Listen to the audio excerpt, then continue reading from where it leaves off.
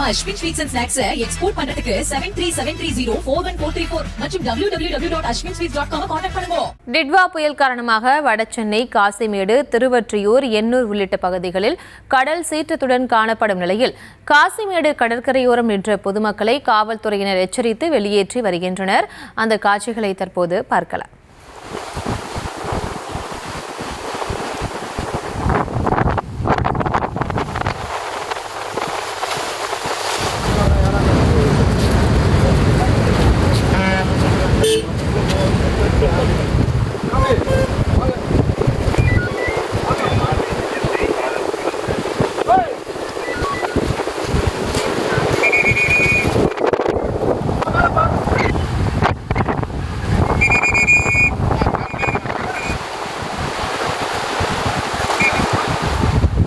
இது தொடர்பான கூடுதல் விவரங்களோடு இணைகிறார் நமது செய்தியாளர் பிரபு.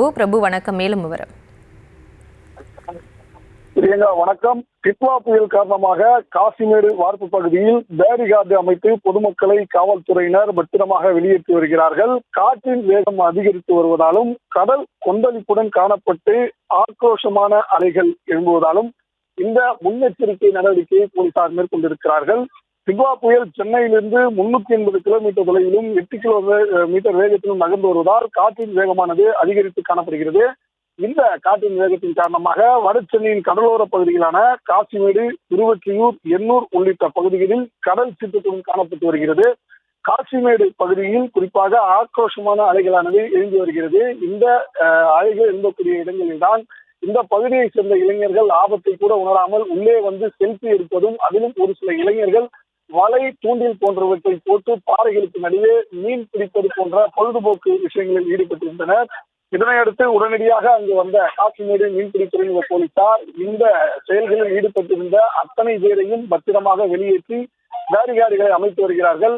மீனவர்களாக இருந்தாலும் கூட இந்த பகுதியில் மீனவர்கள் உள்ளே செல்வதற்கு கிறுக்குப்பிடி காட்டி வருகிறார்கள். புரியுங்களா?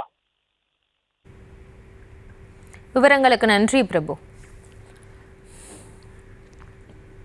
நம்ம Ashwin sweets and snacks export பண்றதுக்கு 7373041434 மற்றும் www.ashwinsweets.com கான்டாக்ட் பண்ணுங்க.